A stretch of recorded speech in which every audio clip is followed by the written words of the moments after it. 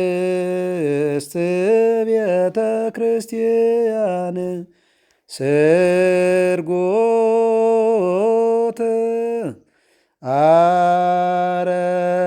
አረፋቲሃ ወስእልት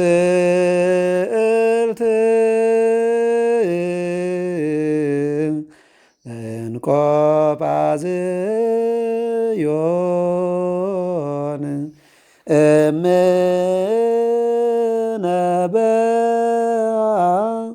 ቅድስት ቤተ ክርስቲያን። መልካም መምህር ቃልዎት ያሰማልን። እንግዲህ መስቀል በብሉይ ኪዳን ምሳሌ ከነበረ በአዲስ ኪዳን ተፈጽሟል። በአዲስ ኪዳን የተፈጸመውን ተግባር የተፈጸመውን ለኛ የተደረገልንን ነገር ያው እንዳሉት ዘርዝረን አንዘልቀውም። ዞሮ ጠቅልል ስናደርገው ቤተክርስቲያን ማለት መስቀል ማለት ነው የሚለውን ነው የምንጠቀልለው። ምክንያቱም ያለ መስቀል ቤተክርስቲያን እዛው መሰረቷ ከሆነ በመሰረቱ ነው የሚኖረው። በቃ ከመሰረቱ ከለቀቀ ያ ነገር መውደቅ ነው ማለት ነው። ስለዚህ ቤተክርስቲያን መስቀልን ከለቀቀች ቤተክርስቲያን አይደለችም። ስለዚህ መስቀል ሁለንተናዋ መስቀል ነው። ለምን በቃኛ አዲስ ህይወት ያገኘንበት መስቀል ነው አይደል? ወሳረ መርገመ በዲበ ዕፀ መስቀል ተባለ። ከመይሳር መርገማ ላይ ያው ዲበ ዕፀ ተሰቅለ የሔዋንን መርገሟን በልጅ ልጆቿ የወረደውን የአዳም የሔዋንን መርገም ለመሻር የት ላይ ሆነ? መስቀል ላይ ሆነ። ከዛ መስቀል ላይ ሆኖ ምን አደረገ? ሰይጣንን ለአንዴና ለመጨረሻ በቃ ጥርስ የሌለው እንዲሆን አደረገው። ጥርስ የሌለው አንበሳ የሆነው እዛ ላይ ሆነ። ሞት መውጊያ የት አለ ተብሎ እስኪነገር ድረስ እንደውም ሰይጣንና ክርስቶስ የተመላለሱት ቃል ጌታችን ራሱ በትምህርተ ኅቡዓት ያስተምራል አይደል? እዛ ላይ ሆኖ ከመስቀል ላይ ያለ በመስቀል አንፃር እሱ በመስቀል ጠርቆ ሲይዘው በጣም ብዙ ነገር ነው የለፈለፈው ሰይጣን።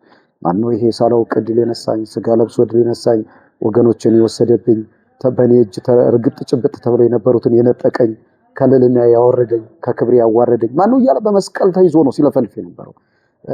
በቃ እዛ እንደውም መስቀልን ክርስቶስ እዚያው ላይ ፍስሐ ዘይቱ ይዳ ዘቦቱ ነው ያለው። የማይፈጸም ተርላ ደስታ ያለበት የማይፈጸም በቃ በመስቀል የተደረገው ተርላ ደስታ የማይፈጸም ነው። ከዛ አንፃር መስቀል በቤተክርስቲያናችን ትልቅ ቦታ አለው። እንደው ቅድም እንዳሉት ቅጽሯ፣ ግቢዋ፣ ሁለንተናዋ በመስቀል የተሰራ ነው። ከዛ ደግሞ መስቀልን ደግሞ በሥርዓተ ቅዳሴው ይሄ መስቀል የምንለው በእጅም ይያዘውን በመጾረ መስቀል በመጾር የሚያዘውን እነዚህ አይነት መስቀሎች ደግሞ በቅዳሴ ጊዜ አብረው ተግባር ላይ የሚከናወኑ የሚንቀሳቀስ መስቀሉ ያ በጉልላት ያለው በሌላ ቅዱሳቱ በሌሎች የተሰሩ ነገሮች ላይ ያለው እሱ እንዳለ ሆኖ በተለየ መልኩ ደግሞ ለቡራኬ ለልዩ ልዩ ተግባራት ዲያቆናት ካህናት በእጃቸው ይዘው መስቀልን ይዘው ይንቀሳቀሳሉ። ለምን? ከመስቀል ውጭ ያለ ጉዞ የለም ነው። በቃ ያን ይዘው የሚንቀሳቀሱት መስቀል እንግዲህ በቤተክርስቲያናችን አንዱ ንዋየ ቅድሳት ነው። መስቀል አልቦ ቅዳሴ አይካሄድም። ምናልባት መስቀሉ አሁን አሰራሩ እንግዲህ የገጥሩ በድሮ የነበረው ዛሬ ያለው በተለያየ መልኩ ሊሰራ ይችላል። ቅርጹ ሊለያይ ይችላል። ጌጣጌጡ ሊለያይ ይችላል። ምንም ይሁን ምን ግን ትንሽዬ የሚሆን ትልቅ ከወርቅ የሚሰራ ከብር ከምን የሚሰራ ከምን መስቀል መስቀል ነውና የድሮ መስቀሎችን ስናያቸው እንዲህ የተመሳቀሉ እንጨቶች ትንሽዬዎች ብቻ እናያለን። ያ እንግዲህ ከጊዜው አንፃር ከሚገኘው ንዋየ ቅድሳት ከቅርበቱ አንፃር ከሱ የመጣ ነው እንጂ መስቀል አልቦ ቤተክርስቲያን ቅዳሴ አታከናውን። መስቀሏን ይዛ ነው ቅዳሴ የምታከናውነው። እንግዲህ መስቀል ያው ከአምስት ነገሮች እንደሚቀረጽ አባቶቻችን በምሳሌ ይነግሩናል። አምስት ነገሮች ይዘን ነው የምንቀርጸው። ከወርቅ ይቀረጻል፣ ከእንጨት ይቀረጻል። ክርስቶስ በእንጨት እንደተሰቀለ ምሳሌ እናሳይበታለን። አሁን ምዕመናን መስቀል ይዘው ሲያዩ በዚህ ልክ መረዳት አለባቸው ነው። አሁን የእንጨት መስቀል ሲያዝ ያ የእንጨት መስቀል ክርስቶስ በቀራንዮ እንደተሰቀለና ዋጋ እንደከፈለልን የሚያሳይ ነው። ደግሞ እንደዚህ ወደ ከተማው ወደ ተሻለው አካባቢ ደግሞ በወርቅ ተሰርቶ እናየዋለን። ያ የወርቅ ደግሞ በዚህ የተሰቀለው ክርስቶስ ንጹሕ ባህሪ ነው፣ ዕዳ የሌለበት በወርቅ ደግሞ የገዛ ተብሎ በዛ የሚታወጅ ነው። በመዳብ ይሰራል። መዳብ ቀይ ነገር ነው መዳብ የሚባለው ያ ደሙን የሚያመለክት ነው ማለት ነው። ደሙን የሚያመለክት ነው። በብር ይሰራል። በዚህ የተሰቀለው ክርስቶስ በ30 ብር ተሽጦ የተሰቀለልን ተብሎ በእንደዚህ አይነት ምሳሌዎች በብረት ይሰራል።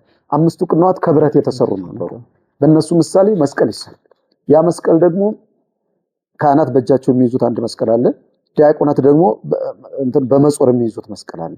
ካህናት በእጃቸው የሚይዙት ይባርኩበታል፣ እግዚአብሔር ይፍታ ይሉበታል። ልክ በመስቀል እግዚአብሔር ይፍታ የተጀመረው ከመስቀል ላይ ነው በነገር አይደል?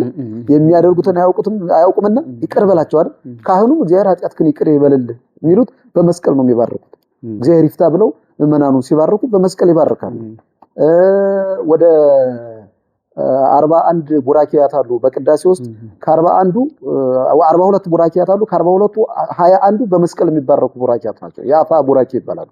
መስቀል ለቡራኬ ነው እዛ ላይ የተቀመጠው። ይባርካል፣ ዓለሙን ይባርካል፣ እንባርክበታለን በመስቀል። ካህናቱ የሚይዙትን የአፋውን ቡራኬ ካህኑ ሰራዩ ካህን ወይም ሊቀ ጳጳሱ የሚያካሂዱት 21ዱን ቡራኬ በመስቀሉ ነው። በመስቀሉ ያካሂዱበታል። ሌላው ዲያቆኑ በመጾር ይዞ እናየዋለን። መስቀል ይዞ ትልቅ መስቀል እንዲያርጉ ይዞ እሱ የእስጢፋኖስ ምሳሌ ነው ሊቀ ዲያቆኑ። የእስጢፋኖስ ምሳሌ ሲሆን እስጢፋኖስ እንግዲህ ከክርስቶስ ቀጥሎ መከራ መስቀልን የተቀበለ ነው። ክርስቶስን የመሰለ እስጢፋኖስ ነው። በመጀመሪያ ከሐዋርያትም በፊት ነው መከራ የተቀበለው እስጢፋኖስ። ክርስቶስን መስሎ የክርስቶስን መከራ እንደውም ክርስቶስን መስሎ መከራ ተቀበለ ስንል በቃላት ጭምር ክርስቶስን የመሰለው እስጢፋኖስ ነው። የሚያደርጉት ክርስቶስ በመስቀል ላይ ሆኖ አባቱ የሚያደርጉትን አያውቁምና ይቅር በላቸው እንዳለ እስጢፋኖስ ደግሞ የድንጋይ ናዳ እየወረደበት የተደበደበ እሱን ለመግደል ድንጋይ ያወርዱበታል። እሱ ደግሞ እነሱ እንዲድኑ የሚያደርጉትን ይቅር በላቸው እያለ እኔ ላይ የሚያደርጉትን በቃ እኔ ላይ የሚያደርጉትን ኃጢአት አታድርግባቸው እያለ ክርስቶስ እሱ ላይ የሚያደርግበትን የገረፉት፣ ያሰቃዩት፣ ቁንጣጤ እያጠጡት፣ በጥፊ እየመቱት ታቹ ነው እሱ መስቀል እስኪውረድ እንይ ማን ነው የሚያድንህ? ማነህ አንተ? እስኪ ጥራ ያን ኤልያስን ያድነው እንደሆነ እስኪ ይጥራ እያሉ እየዘበቱበት ይቅር በላቸው ያን ሁሉ ነገር ይቅር በላቸው ነው። እስጢፋኖስ ደግሞ በድንጋይ እየደበደቡት፣ እያንገላቱት፣ እያጋፉት ይቅር በላቸው እያለ ይለምን ነበር። ስለዚህ ከክርስቶስ ቀጥሎ መከራ መስቀልን የተሸከመ አይደል የተባለው። እኔን ሊከተለኝ የሚወድ ቢኖር መስቀሉን ተሸክሞ ይከተለኝ የተባለው የመጀመሪያ የተከተለው እስጢፋኖስ ነው እና ያ ዲያቆን እስጢፋኖስን መስሎ ያን መስቀል መከራ መስቀሉን እያስታወሰ ነው የሚሄደው ማለት ነው። እንደውም ትልቁን አዋጅ የሚነግረው እኮ ዲያቆን ነው። ተነሱ፣ ስገዱ፣ ወደ ምስራቅ ተመልከቱ። ያን ሁሉ ሲል ምን ይዞ ነው የሚለው? መስቀል ይዞ ነው የሚናገረው። ያ ማለት ምን ማለት ነው? ከእስጢፋኖስ አስቀድሞ መከራ መስቀልን ተቀብሎ ወንጌልን የሰበከ በተግባር ወንጌልን ያሳየ ማለት ነው። ስለዚህ መስቀል በቤተክርስቲያናችን ሰፊ ነገር አለው። በዛ ላይ ክርስቶስ እንግዲህ በመስቀል ላይ ስጋውን ቆርሷል፣ ደሙን አፍሷል። በቤተክርስቲያንም መስቀልን ይዘን ስጋውን ቆርሰን ደሙን አፍሰን ለምእመናን እናድላለን፣ እንታደላለን ማለት ነው እና በቅዳሴያችን ጊዜ መስቀል ትልቅ ቦታ አለው። ይሄ መስቀል ደግሞ እንደዚህ አገልግሎት ሲሰጥ እንደሚባለው የሚቀረጽበት ቦታ ይታወቃል አይደል? መስቀል የሚቀረጸው መቼም ከእንጨት ነው። ቅድም እንዳልነው ከወርቅ ቢሰራም ከብር ቢሰራም የተለያዩ ዞሮ እንትን ቁስ አካላት ናቸው። ሁሉም በዚህ ምድር ያሉ ናቸው አይደል? እንጨቱም ሆነ ወርቁም ሆነ ከሰማይ የመጣ ነው። ከዚህ ነው ከማዕድናት መጥቶ ወደ ተቀርጾ ወደ ተግባር የሚውለው። ግን ከተቀረጸ በኋላ መስቀል ከመሆኑ በፊት እንጨት ነው። በኋላ ልክ ታቦትን ባለፈው እንዳብራራ ነው ከተቀረጸ በኋላ የሚቀረጸውም በአዋቂ አባቶች የመስቀልን ታሪክ በሚያውቁ እያንዳንዱ መስቀልን ስናየው ቅርጹ የተለያየ ይሆናል አይደል? ወደ 13 አይነት የመስቀል ቅርጾች አሉ። ግን ሲኖሩ ከታሪክ ውጭ የሆኑ ቅርጾች አይደሉም እነዛ። እያንዳንዳቸው ከመስቀል ላይ እንደዚህ የተሸረሸረ ነገር ብናይ ዙሪያውን ፈለግ ወጥቶለት ተፈልፍሎ ብናይ እያንዳንዳቸው ታሪክ አላቸው። መስቀሎቹ ሲቀረጹ ተቀረጹበት እና በዚህ መልኩ ይቀረጽና በኋላ መስቀል ተብሎ የሚጠራው ግን ተቀርጾ ይመጣል። ከመጣ በኋላ በሜሮን ይከብራል። በሜሮን ከሚከብሩት ንዋየ ቅድሳት አንዱ መስቀል ነው። በሜሮን በፈላ ሜሮን በጳጳሳት ወይም ደግሞ ትልቅ ማዕረግ ባላቸው ቆሞሳት ይሆናሉ መነኮሳት እነሱ ከዛም ዝቅ ብሎ በካህናትም ጭምር ቢሆን እንደተገኙት አባቶቻችን ተከብሮ ነው። ከዛ በኋላ ነው ማሳለሚያ ኃጢአት ማስተስሪያ የሚሆነው እግዚአብሔር ይፍታ የሚባልበት በሜሮን ከተባረከ በኋላ። ከዛ በፊት ወይ እንጨት ነው ወይ ብረት ነው ወይ ብረት ነው ወይ እንጨት ነው ወይ ወርቅ ነው። በቃ ቁስ ነገር ነው ማለት ነው። በኋላ ግን ንዋየ ቅድሳት አይደል የምንጠራው? ስንጠራው እንጨት ከምንለው እንተውና መስቀል እንለዋለን። ከመስቀልነቱ ደግሞ ምን ይባላል? ንዋየ ቅድሳት። ቅዱስ መስቀል አይደል ይባላል? ሲጠራም እኮ ቅዱስ መስቀል ነው ይባላል። ለዚህ ቅዱስ መስቀል ብሎ ቅዱስ ያሬድም ሲያነሳው ቅዱስ መስቀል ነው። አባ ጊዮርጊስም ሲያነሱት ቅዱስ መስቀል ነው። ሊቃውንት ሲያነሱት በአጠቃላይ ቅዱስ መስቀል ነው። እንደውም እኮ ዮሐንስ አፈወርቅ በተራራ የተሰራ መንደር ብሎታል። ደግሞ በመቅረዝ ላይ ያለ ፋና ብሎታል። መቅረዙ መስቀል ነው፣ ፋናው ክርስቶስ ነው ይላል። መቅረዝ ነበር ማለት ነው። ክርስቶስ ያለበት ለዓለም የሚያበራ ክርስቶስ ያለበት። አሁን ቅድም እርሶን ብለውታል። እኛ መስቀል እንደዚህ ስናጓድደው ዛይቲ ፍቅር የሚላል እያጓደደ መጥቶ ፍቅር ብሎ መስቀልን ገለጠው ይላል ጌታችን አምላካችን ያስተማረው ነው። መስቀል እንዲህ ስናጓድደው እኮ ፍቅር ነው ብለን ስንገልጠው ክርስቶስን ነው። በቃ ክርስቶስ እዛ ላይ ስላየ ነው። እኛም መስቀልን ስናነሳ ቅድም እንዳልነው በቅዳሴ ካህናት ይዘውት ዲያቆናት ይዘውት ሲዞሩ ሲንቀሳቀሱ ሲባርኩበት ትዝ የሚለን ከመስቀሉ ላይ ያለው ክርስቶስ ነው። እኛ ምን ነው ክርስቶስን እዩ ነው ትዝ የሚለን ክርስቶስ ነው። ምክንያቱም ያ መስቀል ያለ ክርስቶስ መስቀል አይደለም። በቃ ምንም ዋጋ የለው። ቀድሞማ እኮ ክርስቶስ ሳይሰቀልበት ባይሆን በዲ መስቀል ምንም ሌላ ስራ አልነበረም። ስለዚህ መስቀል እኛ በቤተ ክርስቲያናችን የዳንበት ክርስቶስን ያገኘንበት ክርስቶስ ተሰቅሎ ለኛ ይቅርታን የሰበከበት ሰይጣን ደግሞ ተጨንቆ እንደውም ወልህበ ነው የሚለው ሰይጣን ተጨንቆ ጭንቅ አለው። ይሄ ሰው ሲጨንቀው ሲጣበብ ያለበዋል አይደል? ወልህበ ነው የሚለው ሰይጣን ላብ እስኪይዘው እንግዲህ መልአክ እኮ ነው አይደል?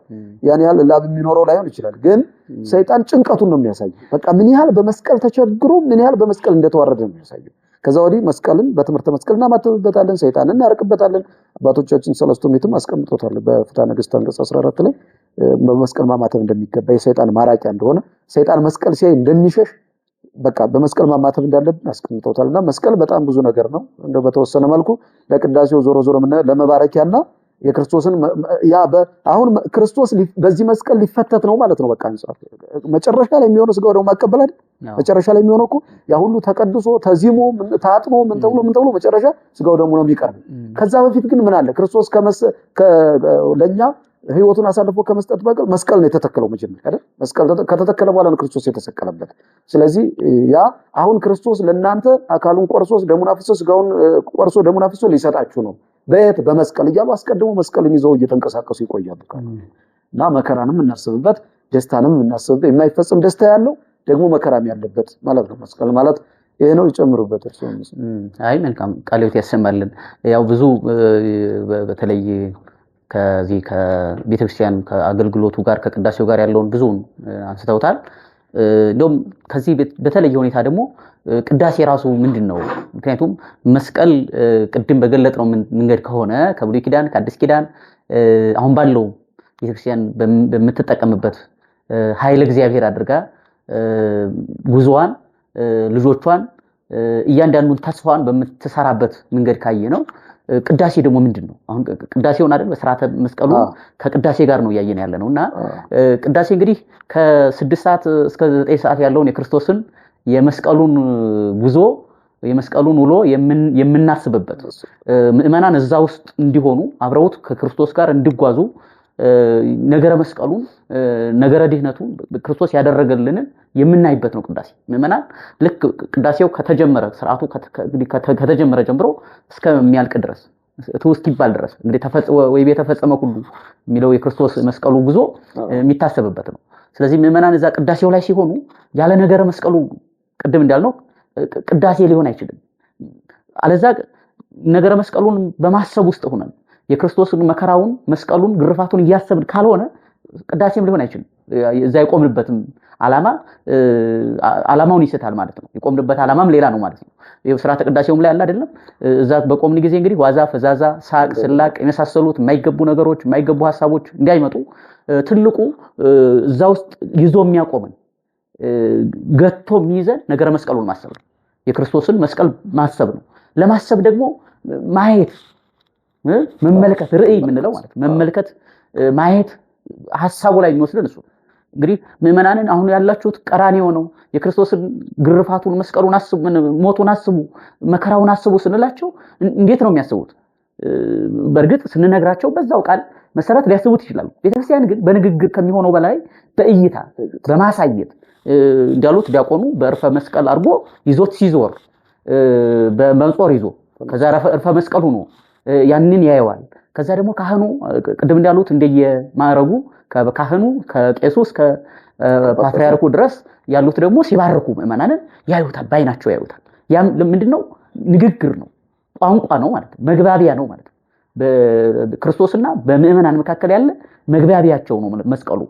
እንግዲህ ይሄንን ተኩር ብለው ባዩት ጊዜ ጉዟቸውን ያያሉ፣ ህይወታቸውን ያያሉ፣ የቆሙበትን ቦታ ያያሉ። ከዛ ደግሞ ከመስቀሉ ባሻገር ደግሞ የክርስቶስ መምጣት ደግሞ ይታሰባቸዋል። ብዙ እንትኖችን ማየት እንችላለን እና ይሄን የመሳሰለውን ነው የሚያሳየን። ምእመናን በዛ ውስጥ ሲቆሙ መስቀሉ የክርስቶስ እንዲሆኑ ነው የሚዋጃቸው፣ የክርስቶስ እንዲሆኑ ነው የሚቀድሳቸው።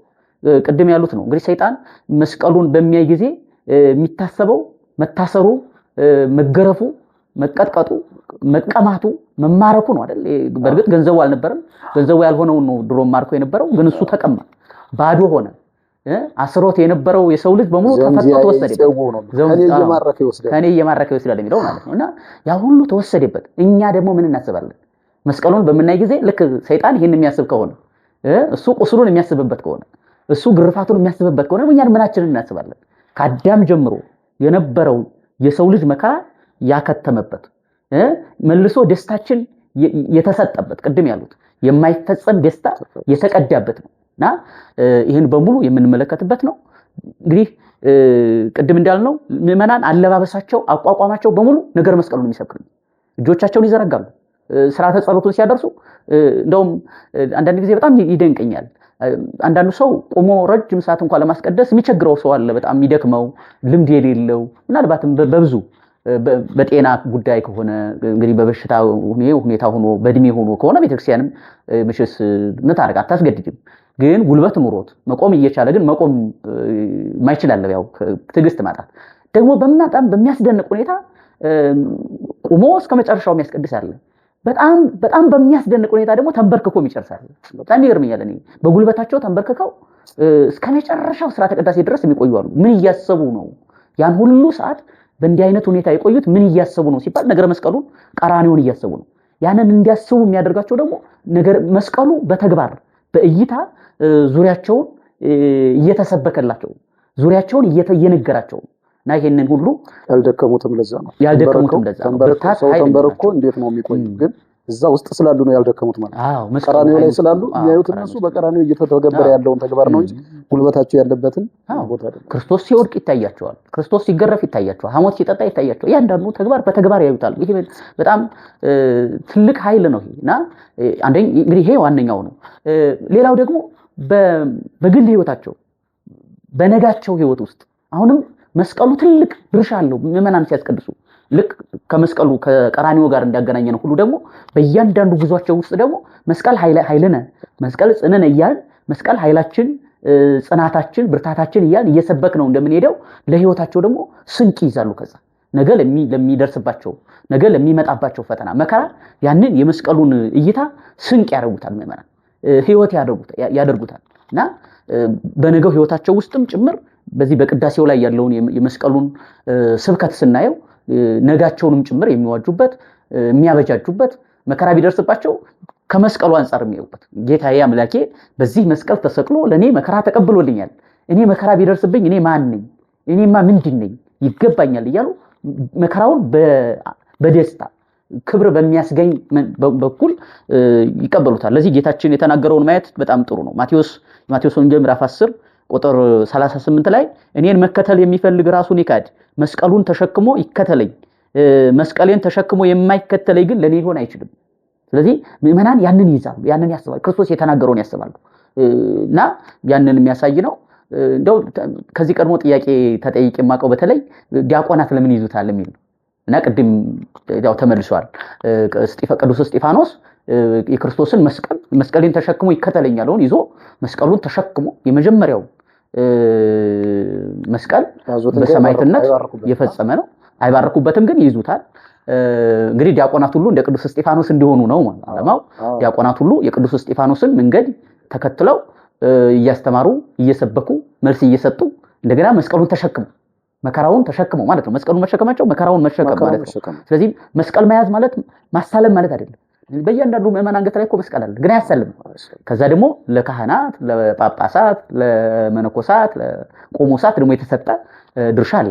ለሌላው ጭምር የመትረፍ ሌላውን ጭምር የመባረክ ድርሻ የተሰጣቸው አሉ እና ያንን ጭምር የያዘ ነው። ስለዚህ ነገረ መስቀሉ ከስርዓተ ቅዳሴው ደግሞ ከነገረ መስቀሉ ተለይቶ ተነጥሎ የሚታይ አይደለም። ከዚህ የተለየ ከመስቀሉ የተለየም ቅዳሴ ከቅዳሴውም የተለየ መስቀል የለም። ስለዚህ እያንዳንዱ ቅዱሳት ነዋያት በእርግጥ በቅዳሴው የከበሩ ናቸው። መስቀልን ስናየው ግን ቅድም ባልነው በሁሉም ነዋያት ውስጥ መስቀል ማህተም ሆኖ እንደውም አባ ጊዮርጊስ ይናገራል እኮ የንጽህና የቅድስና ማህተም መስቀል ነው ይላል። የንጽህናና የቅድስና ማህተም መስቀል ነው። መስቀል ንጹሃን የሆኑ ቅዱሳን የሆኑ ነገሮች ሁሉ የሚታተሙት በመስቀል ነው። መስቀል የታተመበት ነገር ሁሉ የከበረ ነው። ስለዚህ ምዕመናንም በሰውነታቸው ባልባሳቶቻቸው በእያንዳንዱ በቤታቸው ውስጥ መስቀልን ማህተም የሚያደርጉት ለዛ ነው። ስለዚህ ቤተክርስቲያን ደግሞ የምዕመናን የተስፋቸው ሁሉ ጸጋ የተሰበሰበባት የተከማቸባት ሀብት መንፈሳዊ ሁሉ የሚገኝባት ጉልበት መንፈሳዊ የሚከማችባት ተስፋ ሰማያዊ የሚሰነቅባት ስለሆነች ቀና ቢሉ መስቀል ነው፣ ዝቅ ቢሉ መስቀል ነው፣ ግራና ቀኝ ቢያዩ መስቀል ነው። መስቀል የሌለው ምንም ነገር የለም። ስለዚህ ያንን የሚያሳይ ነው። እንደው እስኪ እንደዚህ መርሃ ግብር ማጠቃለያ እንደው ምናልባት የቀረም ካለ ጨምረውበት በተለይ በሥርዓተ ቅዳሴው ጊዜ ከዚህ ከቡራኬ ጋር በተያያዘ ምዕመናን አባቶቻችን ይባርካሉ አይደል?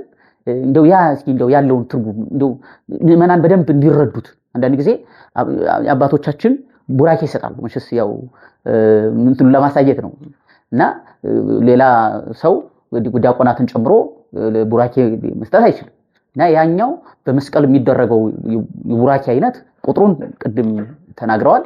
ግን ደግሞ እንደው ከምስጢሩ አንፃር እንደው ምዕመናን ያንን ሲያዩ እንዴት ነው ሊረዱት የሚገባው የሚለውንና የቀረም ታለ እንደማጠቃለያ እሱን መልካም ካሉት ያሰማልን መምህር። እንግዲህ ያው እንዳልነው ነው መስቀል ዞሮ ዞሮ ሁለት ነገር ነው መስቀል የሚያስታውሰን። ስንጠቀልለው ያልነውን ነገር ስንጠቀልለው ሁለት ነገር ነው። አንደኛ የክርስቶስን መከራ ነው። ሁለተኛ ደግሞ በመስቀል ስርየተ ኃጢአትን ማግኘት ነው። በቃ ጥቅልል የሚያደርገው እሱ ነው። እንግዲህ አባቶቻችን ቡራኬያቱን ሲባርኩ እያንዳንዳቸው የሚባርኩበት ቦታ አላቸው። የሚባርኩትም በስልጣነ ክህነታቸው ደረጃ መጠን ፓትርያርኩ ካሉ እሳቸው እያሉ ፓትርያርኩ እያሉ ወደ ታች ያሉት ሊቃነ ጳጳሳት አይባርኩም። ሊቃነ ጳጳሳት እያበሉ ደግሞ ኤጲስቆጶሳት አይባርኩም። ቆሞሳትም እንደዚሁ እያለ ይቀጥላል እስከ ካህኑ። ስለዚህ እንደውም ቅዳሴው ራሱ እያንዳንዱ ይባርክ የሚለው ካህኑ ወጥተው የሚባርኩት ወደ ህዝቡ ወጥተው የሚባርኩት የቡራኬ ጊዜ ሲደርስ ውስጥ ያለው መጽሐፉ ራሱ ያዛል። በዚህ ጊዜ ባርክ ሲባርኩ ህዝቡን ብቻ አይደለም የሚባርኩት። ባርክ ነፋሳተ ሰማይ ወባርክ ፍሬያተ ምድር፣ ማዕዝናትን ባርክ። የማዕዝናት ቡራኬ አለ፣ የነፋሳት ቡራኬ አለ። ወደ የሰማይ ነፋስ ባርክ ይላል፣ የምድሩን አዝሪት ባርክ ይላል። ከዛ ደግሞ ራሱን ጭምር ባርክ ይላል። በመቅደሱ ያሉትን ካህናት ባርክ ይላል፣ የሚያስቀድሱትን ባርክ ይላል። እና የተለያዩ ቡራኬያት አሉ።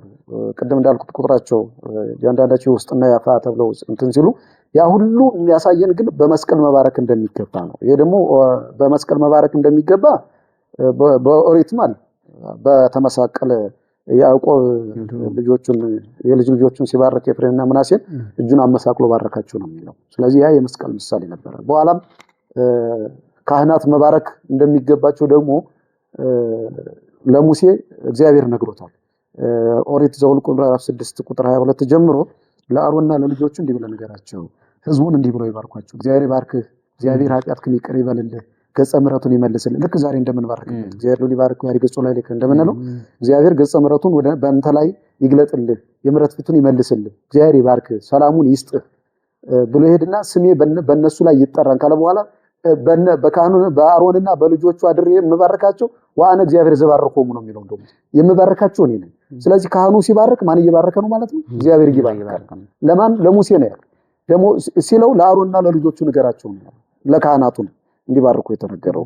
ስለዚህ መባረክ በቤተክርስቲያናችን አለ፣ ይባረካል። ቡራኬያት ይላቸዋል ራሱ። መስቀል ለምንድን ነው በመስቀል የምንባርከው? ማንኛውም ነገር ሲባረክ የተባረከ ይሆናል። ማንኛውም ነገር ሲባረክ ደግሞ ከሰይጣን የተላቀቀ ነፃ የሆነ ይሆናል። ማንኛውም ነገር ሲባረክ የሰው ልጅ ሲባረክ ከኃጢአት ስርየት ያገኛል ማለት ነው። በመስቀል የኃጢአት ስርየት ስለተገኘ። ስለዚህ ምዕመናን አባቶቻችን ወጥተው ሲባረኩ የነሱ ቡራኬ እንደሆነ ማሰብ፣ የነሱ ቡራኬ ባርክ ዲበ ሕዝብከ ፍቁራን ነው የሚለው። እንደው ባርክ ዲበ ሕዝብከ ፍቁራን ሲል ማለት እንትኑ ቃሉ ቅዳሴው ክርስቶስ ሆይ ሕዝብህን ባርክ ብሎ ሲናገር ክርስቶስን ወክሎ ማን ወጥቶ ይባርካል? ካህኑ ነው የሚለው ማለት ነው። ያን ጊዜ ክርስቶስ እየባረከ ነው በካህኑ እጅ አንፃር በመስቀሉ። ያን ጊዜ ስርየተ ኃጢአት እንዲያገኝ ቡራኬውን ጎንበስ ብሎ መቀበል፣ ይፍቱኝ ማለት በቃ አቅጣጫን ወደሱ ማድረግ። ልክ ያን ጊዜ ኃጢአታችን ሊያስተሰርዩልን እንደሆነ በረከት እየሰጡን እንደሆነ መስቀሉ ኃይላችን እንደሆነ በርቱ ማለት እኮ ነው። ይሄ መስቀል ኃይላችሁ ነው፣ ሰይጣንን ድል የነሳችሁበት መስቀል ነው። ዲያቆኑ ደግሞ ቅድም እንዳለው ይዞ ሲዞር ይሄ መከራን የተቀበልንበት መከራችሁን አስቡ፣ የክርስቶስን መከራ አስቡ፣ እናንተም ለመከራ ጽኑ እያለ ነው ይዞት የሚዞር። በእያንዳንዱ እንቅስቃሴው መስቀሉን ይዞ ነው የሚንቀሳቀሱ። ያውም ከመብራት ጋር መብራቱን እናየዋለን፣ ቦታው ላይ ስንመጣ መብራቱን እናየዋለን። እና መስቀል በቤተክርስቲያናችን መስቀል ነው። በቃ አጭሩ መስቀል ያውም ቅዱስ መስቀል የሁለንተ ነው። እኔ ቅዱስ ነኝና እናንተም ቅዱሳን ሁኑ አይደል የተባለው። ከነገረ ቅዱሳን ከምንለው እኮ ነገረ ቅዱሳን ብለን ስናስተምር ቅዱሳን ከተባሉት አንዱ መስቀል ነው። እመቤታችን አለች ቅድስት ናት፣ መላእክት አሉ ቅዱሳን ናቸው፣ ጻድቃን ሰማዕታት ብለን መተን ወደ ንዋየ ቅድሳት ስንመጣ ደግሞ መስቀል መስቀል ነው ቅዱስ የተባለውና ለምን ቅዱስ ተባለ? እግዚአብሔር እግሩ የቆመበታል፣ እግሩ የቆመበት ወነሰግዱ ተመካን የተባለበት የጌታ እግር ቆሞ ያየንበት ብዙ ታሪክ የተፈጸመበት ነው። እና መስቀል ከቤተክርስቲያን ከምዕመናን ሕይወት አይለይም። እንደውም ምዕመናን መስቀልንማ ወደ ገጠሩ ስንሄድ እኮ በቤታቸው ጣራ ሁሉ መስቀል ነው ያለው። ጣራው ላይ መጨረሻ ላይ እንደ መስቀል ነው የሚደረገው። በዙሪያው ባጥራቸው በበራቸው ላይ መስቀል ነው የሚደረገው። በየአካባቢያቸው በምልክት መስቀል ነው የሚደረገው። ስለዚህ መስቀል ሁለንተናችን ስለሆነ ነው። መልዕልተ ኩሉ አይደል ነው ቅድም መስቀል መልዕልተ ኩሉ በቃ ሁሉም ነገር የተከናወነበት ስለሆነ መስቀል ከቅዳሴ ተለይቶ ነው ህብስቱ ቅዱስ ሥጋው ክቡር ደሙ ሲቀርብ በመስቀል ነው የሚቀርበው። 13ቱ ሕማማተ መስቀል ክርስቶስ 13ቱን ሕማማተ መስቀል እንደሚቀበል ከ13 ፈትቶ ሰጣቸው አይደል? ምን ነው ከ13 ፈትቶ 12ቱን ለሐዋርያቱ አንዱን እሱ ተቀበለ እንላለን። ለምን 13ቱን ሕማማተ መስቀል እቀበላለሁ ሲል ዛሬ 13ቱ ሕማማተ መስቀል ላይ ዛሬ ለምእመናን ሥጋው ደሙ ሲቀርብ በ13ቱ ሕማማተ መስቀል ተባርኮ የሚቀርበው አለ አብሮ እዛው ላይ ያ ቀራንዮን አስበን ነው መስቀል እዛው ላይ አለ ታትሟል እዛው ላይ እና መስቀል ከቅዳሴ ያለ መስቀል ቅዳሴ አይከናወንም። ቡራኬም አጠቃላይ ቅዳሴ መስቀል በኔ በኩል ይሄ ነው። እንግዲህ መስቀልን እንዲያሰቡ የመስቀሉን ክብር እንዲያሰቡ ነው እናሳስበው። እንግዲህ በተለየ መልኩ ደግሞ ለየት ያለ ነገር እኛ ካየነው ውጭ ያዩት እይታ ካለ ወይም ከዚህ ውስጥ ደግሞ ጥያቄ የፈጠረባቸው ነገር ካለ ቢልኩልን አይተን ደግሞ መልሳለን። እሺ መምህር ቃለ ሕይወት ያሰማልን፣ እግዚአብሔር ይስጥልን። ጊዜውን ባርኮ የሰጠን አምላካችን ስሙ የተመሰገነ ይሁን። እንግዲህ መርሃ ግብራችንን እዚህ ላይ እናጠናቅቃለን። ቅድም መጨረሻ ላይ እንደተናገሩት ጥያቄዎች ካሉ አስተያየቶች ካሉ ያው እየተቀበልን ነው፣ ወደፊትም እንቀበላለን። ምክንያቱም እንግዲህ ትምህርቱ ተደራሽ እንዲሆን ሌሎቹም እንዲማሩበት ምንም ግንዛቤው የሌላቸው ስለ ቅዳሴው ምንም ግንዛቤው ሙቀቱም የሌላቸው አስቀድሰው ጭምር የማያውቁ ምዕመናን ሊያዩት ይችላሉና ለነሱ ተደራሽ እንደሆነ ደግሞ ጥያቄዎችንም ጭምር ያልገባቸውን ቢልኩልን ሌሎቹም ጭምር ይማሩበታል። ስለዚህ እግዚአብሔር አምላካችን ይህንን ጊዜ ሰጥቶን እስከዚህ ሰዓት ድረስ ቆይተናል። ያስተማረን የመከረን እግዚአብሔር አምላካችን እንድንገናኝ ያደረገን ስሙ የተመሰገነ ይሁን። ይቆየን።